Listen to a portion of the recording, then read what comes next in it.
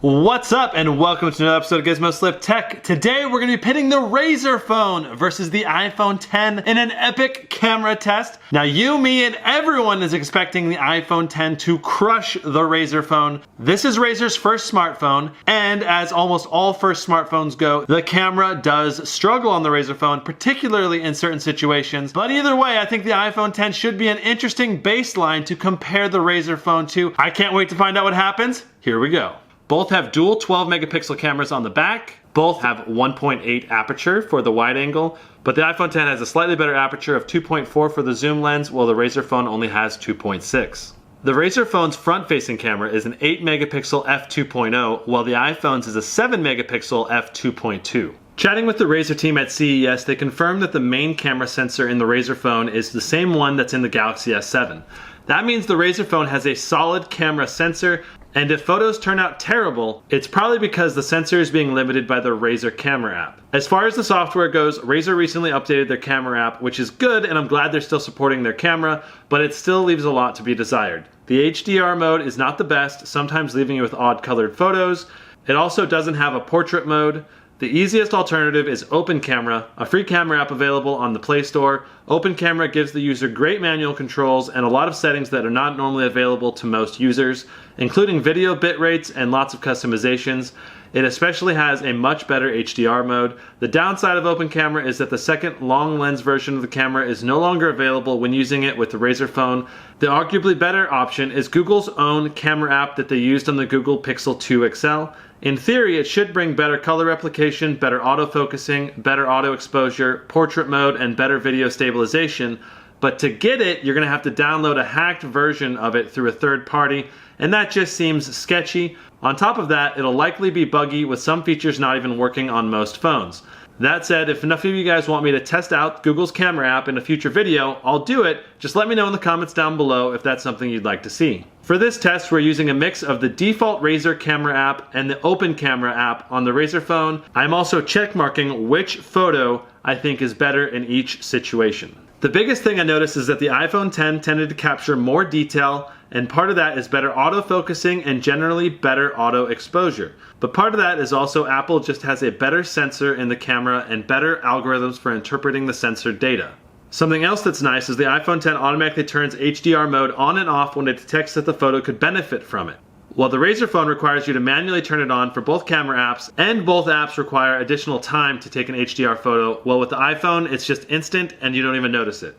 If I'm being honest, I didn't expect the Razer Phone to have this good of a camera. With the majority of the shots, both images look great. I would even say that with some images, like this one, I actually prefer the colors and detail that the Razer Phone puts out. But overall, the iPhone 10 definitely pulls ahead with noticeably better overall photos. The 8 megapixel front-facing camera on the Razer Phone is shockingly good. Great overall detail. My only issue is that the skin tones tend to appear more reddish than I would like. Overall, both phones have fantastic front cameras.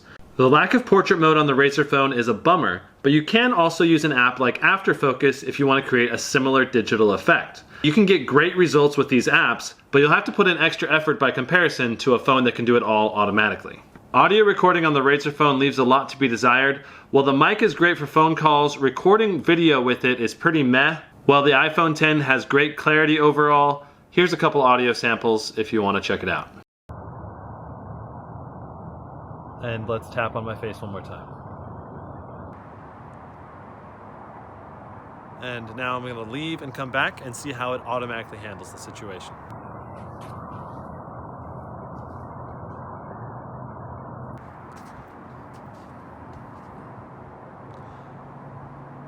Alright, so this is a low light shot. This is not very ideal lighting. We have the lights extremely dim over here now, and blue light in the background. How does it look? How is the exposure? Is the noise better on the iPhone 10 or the Razer? Okay, so now this is up close in the dim lighting. How does it look? Good? Bad? Let's find out. Out of the box video stabilization is much better on the iPhone 10, but this is one of the situations where I wonder if the Google camera app could improve the Razer Phone's digital image stabilization. This is the Osmo gimbal. Decided I want to give the Razer Phone a chance on the Osmo gimbal and see how it performed. It actually did surprisingly well. Check out this sample footage.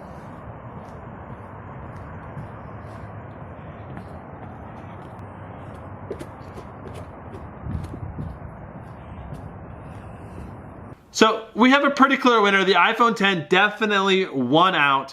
It has better colors, better autofocusing, a better overall camera app, a lot more options such as the portrait mode, better video stabilization.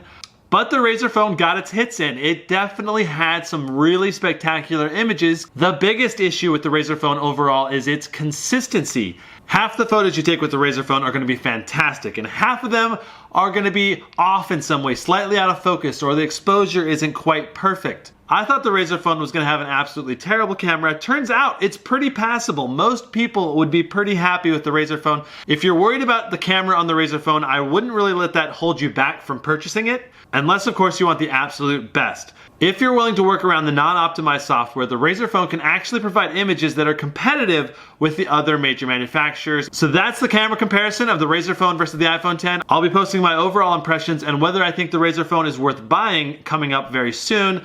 I also did a slow motion comparison between the Razer Phone and the Note 8 and looked at the benefits the 120Hz display gives you on the Razer Phone. Link down below to that video as well. And if you enjoyed this video, don't forget to subscribe, hit that notification bell, and thumbs up. We'll see you next time. Brandon out.